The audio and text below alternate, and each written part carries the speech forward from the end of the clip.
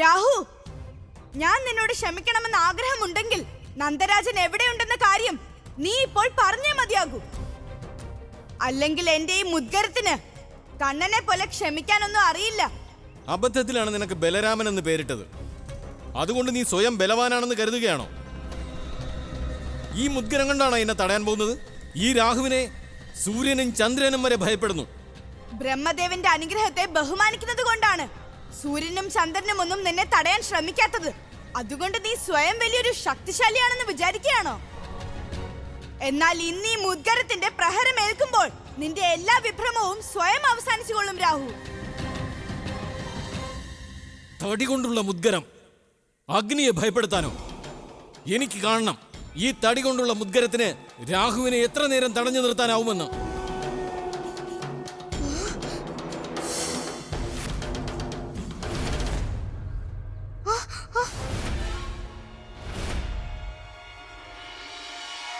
രാഹു, ഒന്നുകൂടി നന്നായി ആലോചിക്കൂ. ഇനി ചിലപ്പോൾ ജ്യേഷ്ഠന്റെ പ്രഹരമേൽക്കുമ്പോൾ നിങ്ങളുടെ ചിന്താശേഷി തന്നെ നഷ്ടപ്പെട്ടെന്ന് വരും.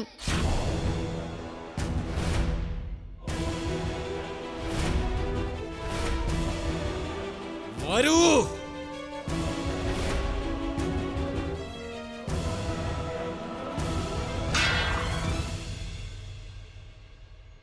നീ ചെയ്തത് നന്നായി. സ്വന്തം പ്രതിമയെ തകർത്തുവല്ലോ.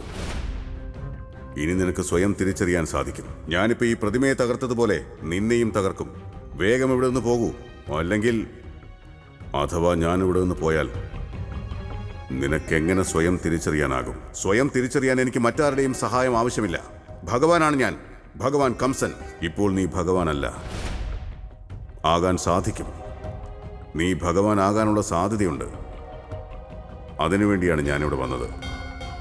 സാധ്യതയെ സത്യമാക്കി മാറ്റുന്നതിന് വേണ്ടി. ഏത് സത്യത്തെക്കുറിച്ചാണ് പറയുന്നത്?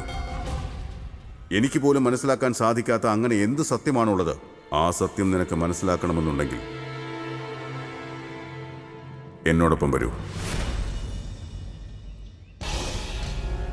നല്ല ബലം പ്രയോഗിക്കൂ ജ്യേഷ്ഠ.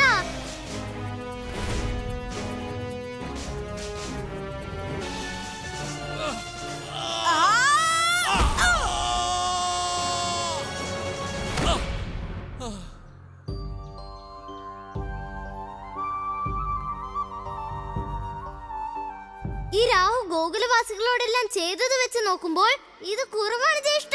ഇവനെ സംബന്ധിച്ച് വളരെ കുറവാണ്.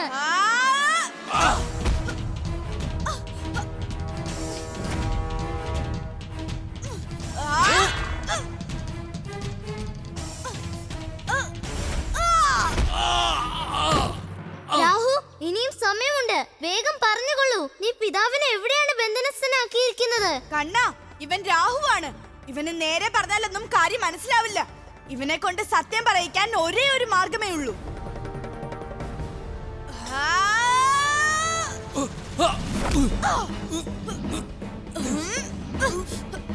രാഹു, ഈ മുദ്ഗരത്തിന്റെ ഭാരം നിനക്ക് സഹിക്കാൻ സാധിക്കുന്നുണ്ടോ?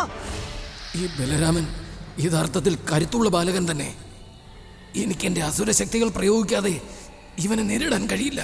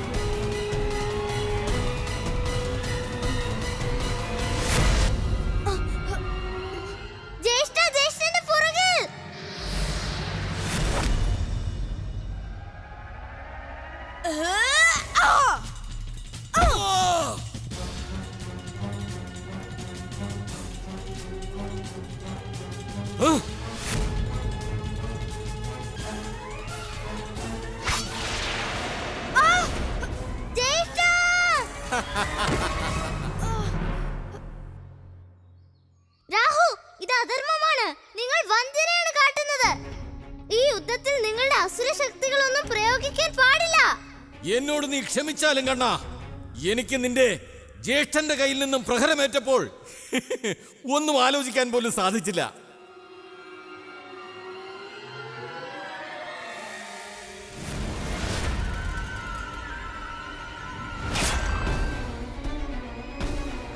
ജ്യേഷ്ഠ എഴുന്നേൽക്കൂ, ജ്യേഷ്ഠ, ജ്യേഷ്ഠ എഴുന്നേൽക്കൂ.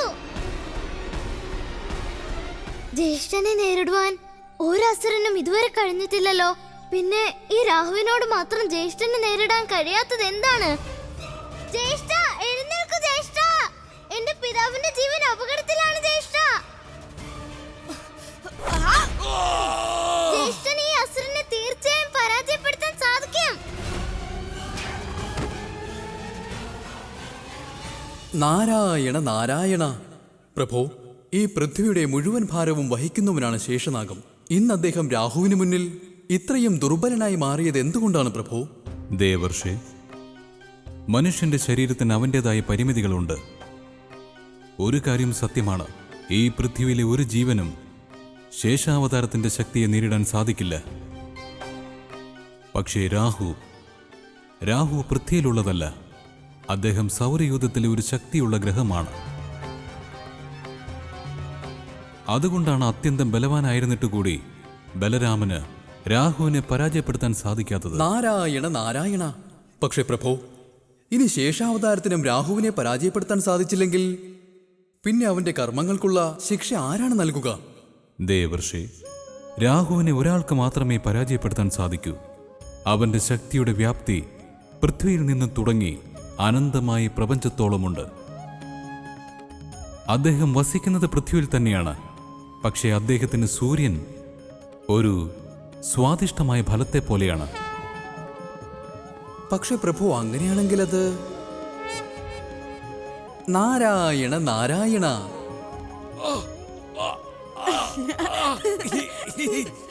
ചിരി വരുന്നുണ്ടല്ലേ നിനക്ക്? ചിരിച്ചോ ചിരിച്ചോ. മാതാവ് പറയാറുണ്ട്, അധർമ്മത്തിന് ധർമ്മത്തെക്കാൾ കൂടുതൽ ശക്തി ആർജിക്കാൻ ഒരിക്കലും സാധിക്കില്ലെന്ന്. രാഹുവിനെ പരാജയപ്പെടുത്താനായി ഒരു മാർഗവും കാണുന്നില്ലല്ലോ. കണ്ണാ,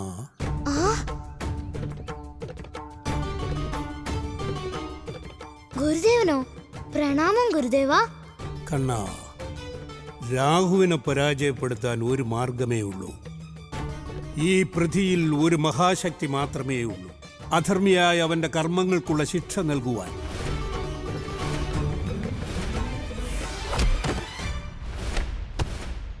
ഗുരുദേവ, അങ്ങ് ഏത് വ്യക്തിയെ കുറിച്ചാണ് പറയുന്നത് ഗുരുദേവ? കണ്ണാ, ആ വ്യക്തിയാണ് മഹാബലവാനും ചിരഞ്ജീവിയുമായ രുദ്രാവതാരം രാമഭക്തനായ ഹനുമാൻ. രാമഭക്തനായ ഹനുമാനോ? പക്ഷെ ഗുരുദേവ, അദ്ദേഹം തന്റെ ഭഗവാൻ ശ്രീരാമൻ പോയതിനു ശേഷം അജ്ഞാതവാസം നയിച്ചുകൊണ്ടിരിക്കുകയാണല്ലോ. ആർക്കും തന്നെ അറിയില്ലല്ലോ അദ്ദേഹം എവിടെയാണെന്നും ഏത് രൂപത്തിലാണെന്നും. നീ പറഞ്ഞത് സത്യമാണ് കണ്ണാ.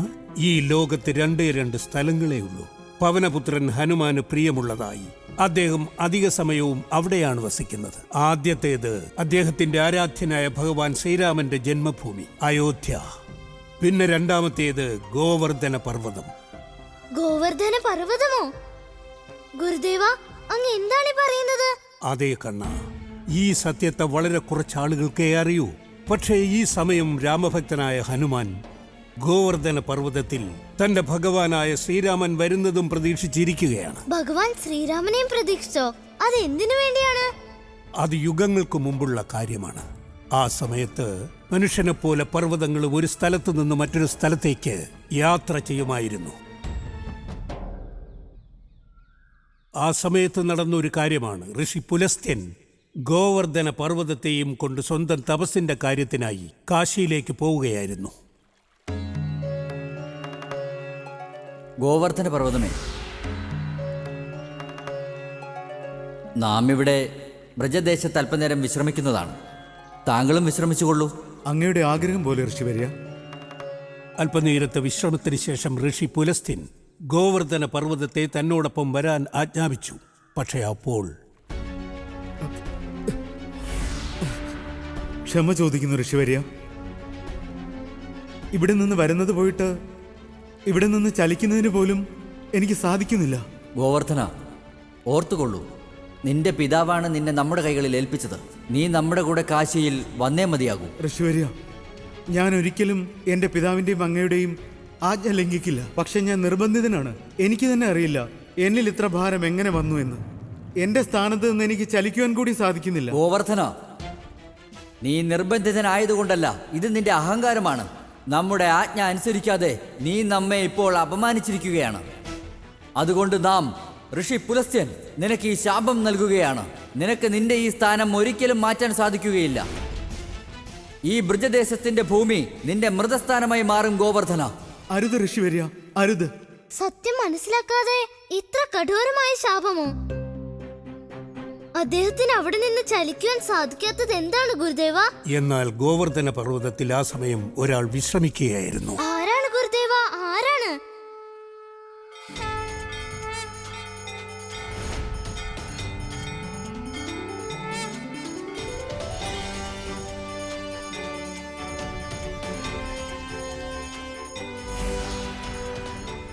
ജയ് ഹനുമാൻ. ഓം ശ്രീ വജ്രദേഹായ രാമഭക്തായ വായുപുത്രായ നമോസ്തുതേ.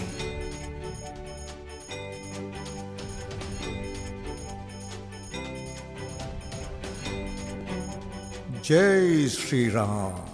അല്ലയോ രാമഭക്തനായ ഹനുമാനെ, ഞാൻ ഗോവർദ്ധന പർവ്വതം അങ്ങയെ പ്രണമിക്കുന്നു. അല്ലയോ ഗോവർദ്ധന, നിന്റെ പർവ്വതത്തിന്റെ മനോഹാരിത കണ്ടപ്പോൾ ഇവിടെ അല്പനേരം വിശ്രമിക്കാതിരിക്കാൻ സാധിച്ചില്ല. നാം ഇപ്പോൾ അങ്ങയോട് കടപ്പെട്ടിരിക്കുന്നു. പക്ഷേ അങ്ങയുടെ കണ്ണുകളിലെ ഈ അശ്രുവിന് കാരണം? അല്ലയോ ആഞ്ജനേയ, ഇതെന്റെ പരമമായ സൗഭാഗ്യമാണ്. അങ്ങ് നേരിട്ട് വന്ന് എന്റെ പർവ്വതത്തിൽ വിശ്രമിച്ചുവല്ലോ. പക്ഷെ അങ്ങയുടെ ഭാരം കാരണം എന്റെ സ്ഥാനത്ത് നിന്ന് എനിക്ക് ചലിക്കാൻ സാധിച്ചില്ല. അതിനാൽ പുലസ്ത്യ മഹർഷി എന്നെ... നമ്മുടെ ആജ്ഞ അനുസരിക്കാതെ നീ നമ്മെ ഇപ്പോൾ അപമാനിച്ചിരിക്കുകയാണ്. അതുകൊണ്ട് നാം ഋഷി പുലസ്ത്യൻ നിനക്ക് ഈ ശാപം നൽകുകയാണ്. നിനക്ക് നിന്റെ ഈ സ്ഥാനം ഒരിക്കലും മാറ്റാൻ സാധിക്കുകയില്ല. ഈ ബ്രജദേശത്തിന്റെ ഭൂമി നിന്റെ മൃതസ്ഥാനമായി മാറും. ഗോവർദ്ധന, അല്ലയോ ഗോവർദ്ധന, നമുക്ക് അത്യന്തം ദുഃഖമുണ്ട് താങ്കൾ അകാരണമായി ശാപത്തിന് ഇരയാകേണ്ടി വന്നതിൽ. ഇതെന്റെ പരമമായ സൗഭാഗ്യമാണ്. അങ്ങ് നേരിട്ട് വന്ന് എന്റെ പർവ്വതത്തിൽ വിശ്രമിച്ചുവല്ലോ. പക്ഷെ അങ്ങയുടെ ഭാരം കാരണം എന്റെ സ്ഥാനത്ത് നിന്ന് എനിക്ക് ചലിക്കാൻ സാധിച്ചില്ല. അതിനാൽ പുലസ്ത്യ മഹർഷി എന്നെ... നമ്മുടെ ആജ്ഞ അനുസരിക്കാതെ നീ നമ്മെ ഇപ്പോൾ അപമാനിച്ചിരിക്കുകയാണ്. അതുകൊണ്ട് നാം ഋഷി പുലസ്ത്യൻ നിനക്ക് ഈ ശാപം നൽകുകയാണ്. നിനക്ക് നിന്റെ ഈ സ്ഥാനം ഒരിക്കലും മാറ്റാൻ സാധിക്കുകയില്ല. ഈ ബ്രജദേശത്തിന്റെ ഭൂമി നിന്റെ മൃതസ്ഥാനമായി മാറും. ഗോവർദ്ധന, അല്ലയോ ഗോവർദ്ധന, നമുക്ക് അത്യന്തം ദുഃഖമുണ്ട് താങ്കൾ അകാരണമായി ശാപത്തിന് ഇരയാകേണ്ടി വന്നതിൽ. നമുക്ക് ഋഷി പുലസ്ത്യന്റെ ശാപത്തെ നിഷ്ഫലമാക്കാൻ സാധിക്കില്ല. പക്ഷേ ഒരു കാര്യം, നാം താങ്കൾക്ക് വാക്ക് നൽകുന്നു.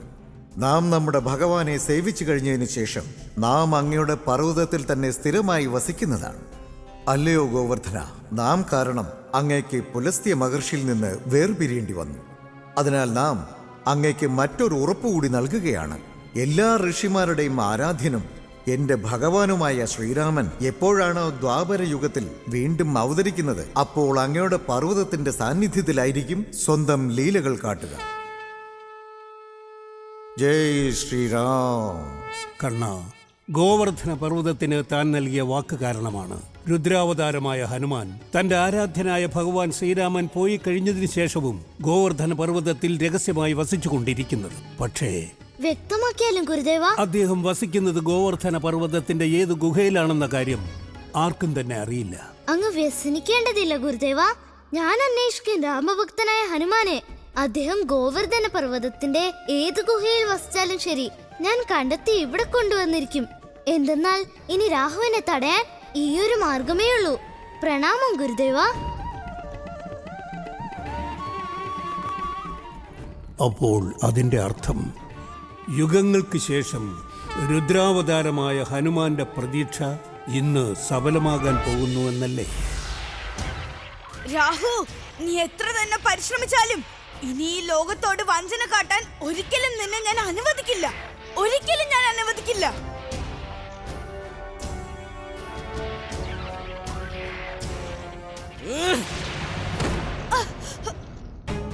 ഭഗവാനെ, ബലരാമന് രാഹുവിന്റെ ശക്തിയെ ഇനി അധിക നേരം സഹിക്കാൻ സാധിക്കുകയില്ല. അങ്ങ് എത്രയും വേഗം രുദ്രാവതാരമായ ഹനുമാനെയും കൊണ്ടിവിടെ എത്തണം നാരായണ.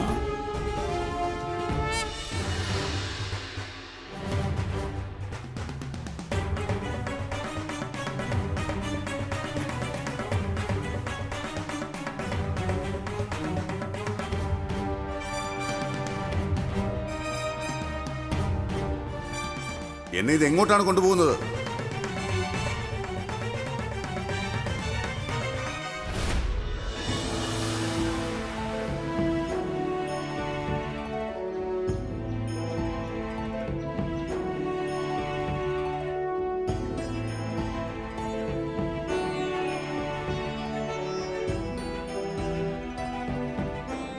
ഇത്രയും വലുതാണോ ഗോവർദ്ധന പർവ്വതം?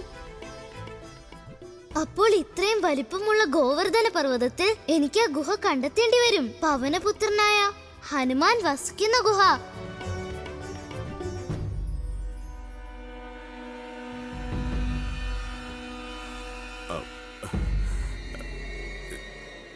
ഞാൻ ഭഗവാൻ കംസനാണ്, ഭയപ്പെടേണ്ട ആവശ്യമൊന്നുമില്ല. പറയൂ, എന്നെ എവിടേക്കാണ് കൊണ്ടുപോകുന്നത്? നിനക്കത്രയ്ക്കും ധൈര്യമോ? ഈ ഭഗവാൻ കംസനോട് മൗനം പാലിക്കുന്നുവോ? ചില ചോദ്യങ്ങളുടെ ഉത്തരം മൗനത്തിലാണ് മറഞ്ഞിരിക്കുന്നത്. ധൈര്യമായിരിക്കൂ കംസ, നിന്റെ ചോദ്യങ്ങൾക്കുള്ള ഉത്തരം തീർച്ചയായും ലഭിക്കും. പക്ഷേ ഉചിത സമയത്തും ലക്ഷ്യസ്ഥാനത്തും എത്തിയതിനു ശേഷം മാത്രം.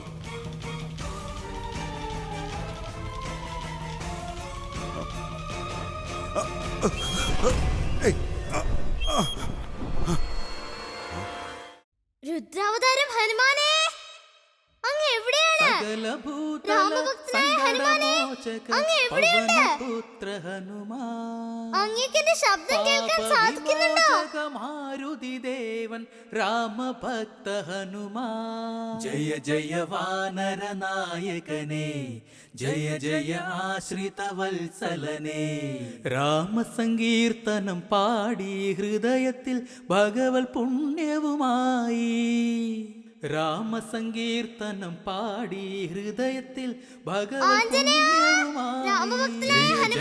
മംഗളകാരകനേ, ജയ ജയ ഭക്തകുലോത്തമനേ, ജയ ജയ മംഗളകാരകനേ. നാരായണ നാരായണ. പ്രഭോ, ഭഗവാൻ സ്വയം തന്റെ ഭക്തന്റെ പേര് വിളിക്കുക. ഒരു ഭക്തൻ ഇതിനേക്കാൾ വലിയൊരു ഭാഗ്യം മറ്റൊന്നും തന്നെ ഉണ്ടാകില്ല. ഇന്ന് രുദ്രാവതാരമായ ഹനുമാന്റെ ജീവിതത്തിലെ ഏറ്റവും മംഗളകരമായ ഒരു നിമിഷമാണ്. എന്തെന്നാൽ യുഗങ്ങൾക്ക് ശേഷം അദ്ദേഹത്തിന്റെ ആരാധ്യനായ ഭഗവാൻ ശ്രീരാമൻ അദ്ദേഹത്തെ വിളിക്കുകയാണ്. നാരായണ നാരായണ.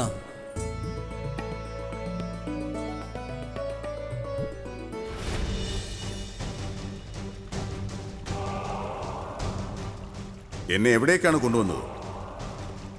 എന്താ ഭഗവാൻ കംസന് ഭയം തോന്നുന്നുണ്ടോ? ആരെയാണോ ഈ ലോകം തന്നെ ഭയക്കുന്നത്, ആ എനിക്കെങ്ങനെയാണ് ഭയം?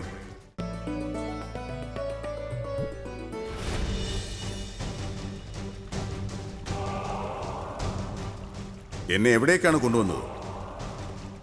എന്താ ഭഗവാൻ കംസന് ഭയം തോന്നുന്നുണ്ടോ? ആരെയാണോ ഈ ലോകം തന്നെ ഭയക്കുന്നത്, ആ എനിക്കെങ്ങനെയാണ് ഭയം? എങ്കിൽ എൻ്റെ കൂടെ വരൂ, വിധി നിന്നെയും പ്രതീക്ഷിച്ചിരിക്കുകയാണ്.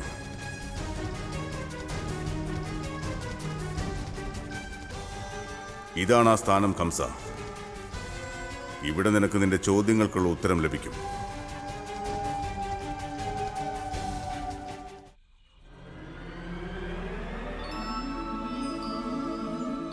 ഇത്രയധികം ഗുഹകളോ?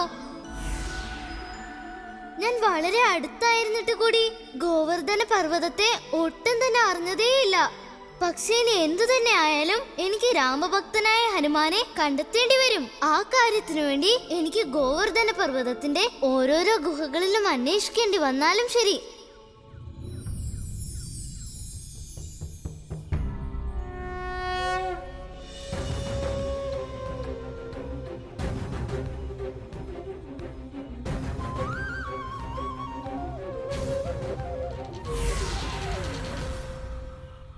ആഞ്ജനേയ, എനിക്ക് ദർശനം നൽകിയാലും ആഞ്ജനേയ. എന്റെ ജ്യേഷ്ഠന്റെ ജീവൻ വളരെ വലിയൊരു വിപത്തിലാണ്. എന്നെ സഹായിച്ചാലും ആഞ്ജനേയ, എന്നെ സഹായിച്ചാലും. അല്ലയോ പവനപുത്രനായ ഹനുമാനെ, അങ്ങ് പറഞ്ഞത് സത്യമാണ്. ജീവിതത്തിൽ അല്പകാലത്തേക്ക്, അല്പനേരമാണെങ്കിൽ പോലും ഒരു താപസന്റെ സാമീപ്യം ഉണ്ടായാൽ എല്ലാ അപരാധങ്ങളും അവസാനിക്കും. അല്ലയോ ഭഗവാനെ, അങ്ങയുടെ സാമീപ്യത്തിലൂടെ എന്റെ എല്ലാ അപരാധങ്ങളും അവസാനിച്ചിരിക്കുന്നു. എന്റെ ജീവിതം ധന്യമായി ഭഗവാനെ, എന്റെ ജീവിതം ധന്യമായി. ഹനുമാനെ അങ്ങ് എവിടെയാണുള്ളത്? എവിടെയാണ്?